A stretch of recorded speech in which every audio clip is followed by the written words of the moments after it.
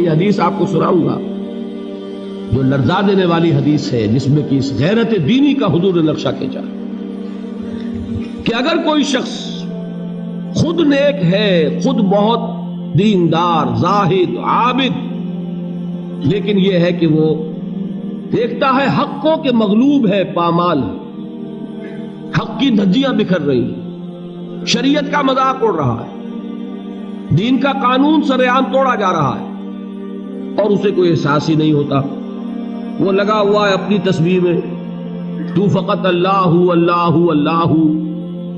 اس شخص کا دین میں کیا حکم ہے وہ دو حدیثوں سے سمجھ لیجیے، بلکہ ایک ہی حدیث اس وقت کفایت کر جائے گی، وقت کم ہے۔ حضور فرماتے ہیں، یہ حدیث قدسی ہے، حضور فرماتے ہیں اوحى اللہ عز وجل الی جبرائیل علیہ الصلاۃ والسلام، اللہ تعالیٰ نے حضرت جبرائیل کو حکم دیا کس بات کا؟ ان اقلب مدینۃ کذا و کذا باہلھا، فلاں فلاں شہروں کو، بستیوں کو الٹ دو اس کے رہنے والوں سمیت۔ یہ اللہ کا وہ عذاب ہے جو پوری قوم کی ہلاکت کے لیے، جیسے قوم لوط اور قوم ہود اور قوم صالح جس طرح برباد کی گئی، ختم کی گئی، ویسا عذاب کا حکم اللہ نے دیا کسی بستیوں کے بارے میں۔ قال فقال، حضور نے ارشاد فرمایا کہ اس پر حضرت جبرائیل نے عرض کیا اللہ کی بارگاہ میں، ان فیہا عبدک فلانا لم یعصک طرفۃ عین، اے اللہ میں فلاں بستی کو الٹ دوں، اس میں تو تیرا فلاں بندہ بھی ہے جس نے کبھی پلک جھپکنے جتنی دیر بھی معصیت میں بسر نہیں کی۔ اب نوٹ کیجئے الفاظ، یہ طرفۃ عین عربی میں کہتے ہیں نگاہ کا ادھر سے ادھر ہو جانا، کچھ وقت لگا اس میں، ہم اس کو محاورے میں کہتے ہیں پلک جھپکنا، مفہوم ہے کہ اتنی دیر بھی معصیت میں بسر نہیں کی۔ کہنے والے کون ہیں؟ جبرائیل۔ کیا جھوٹ بول سکتے ہیں؟ مبالغہ کر سکتے ہیں؟ کرائے کے وکیل نہیں ہیں، جبرائیل ہیں، اور کہاں کہہ رہے ہیں؟ اللہ کی عدالت میں، جہاں ابو جہل بھی جھوٹ نہیں بول سکتا۔ قال صوابا، وہاں تو ابو جہل کو بھی بات صحیح کرنی ہوگی۔ اب اگر یہ بات ہے تو ذرا تصور کیجئے ایک شخص کی ذاتی نیکی کا، جس کے بارے میں جبرائیل کی گواہی بارگاہ خداوندی میں یہ ہے کہ اللہ تیرے اس بندے نے تو پلک جھپکنے جتنی دیر بھی معصیت میں بسر نہیں کی۔ اس کا ذاتی کردار، اس کی ذاتی نیکی، اس کی ذاتی دینداری، اس کی عبادت گزاری، اس کا زہد، اس کا تقوی کس درجے کا ہوگا ہم تصور بھی نہیں کر سکتے۔ لیکن اب سنیے، اقلبھا علیہ وعلیہم، قال فقال، حضور فرماتے ہیں کہ اللہ تعالیٰ نے جواباً ارشاد فرمایا حضرت جبرائیل سے، الٹو اس بستی کو، پہلے اس بدبخت پر پھر دوسروں پر۔ دلیل کیا دی ہے؟ فَإِنَّ وَجْهَهُ لَمْ يَتَمَعَّرْ فِي سَاعَةً قَطْ، یہ چہرے پر جب انسان کے غصہ آتا ہے، خون کھولتا ہے، تو رنگ متغیر ہو جاتا ہے۔ یہ ہوتی ہے حمیت اور غیرت کی نشانی۔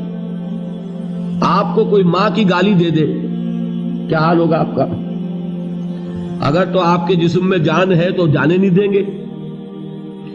میں یہ بڑی اچھی بات سن کر آیا ہوں حیدرآباد دکن سے، وہاں مجلس تعمیر ملت ہے، مسلمانوں کی ایک تنظیم، اور بڑی ہمت سے کام کر رہے ہیں۔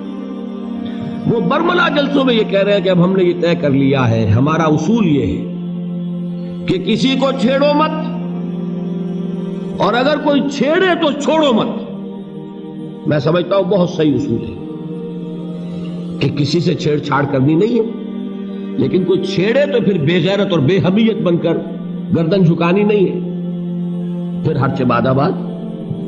اسی کا ہے اصل میں یہ نقشہ کہ انسان کو اگر اس کی ماں کی کوئی شخص شان میں گستاخی کر گیا ہے تو اگر اس میں جان ہے وہ جانے نہیں دے گا، نہیں ہے تب بھی اس کے پورے جسم کا خون اس کے چہرے پر تو آ جائے گا کہ نہیں، کانپے گا، لرزے گا، غصے میں آئے گا، قہر درویش بر جانے درویش چاہے پی جائے، لیکن یہ نہیں ہو سکتا کہ اس کے چہرے کا رنگ متغیر نہ۔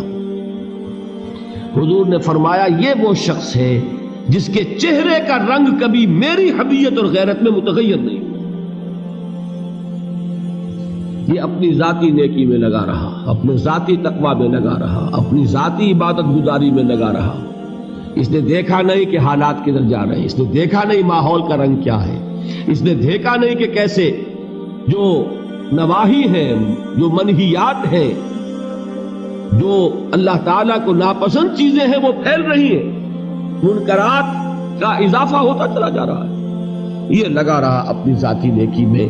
یہ 3 دلیلیں ذہن میں رکھیے کہ جیسے ہم نے کل سمجھا ایمان حقیقی ہوگا تو عمل لازماً درست ہوگا، اسی طرح اگر واقعی نیکی ہے اور حقیقی نیکی ہے، نیکی کا فریب نہیں ہے، نیکی کا لبادہ نہیں ہے، تو اس نیکی سے تواصی بالحق، دعوت اللہ، خیر کی تبلیغ، امر بالمعروف، نہی عن المنکر، یہ ساری چیزیں لازماً وجود میں آئیں گی۔ نہیں آ رہی ہے تو اس کا ثبوت ہے کہ در حقیقت اپنی نیکی ستا اٹھ کے کوئی نہیں خوش ہوتا،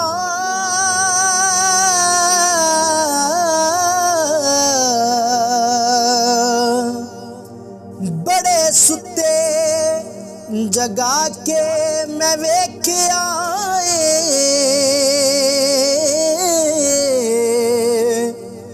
کتے جیا نہیں کوئی وفادار ڈٹھا، تے ٹکر سکا بھی پا کے ویکھ آئے۔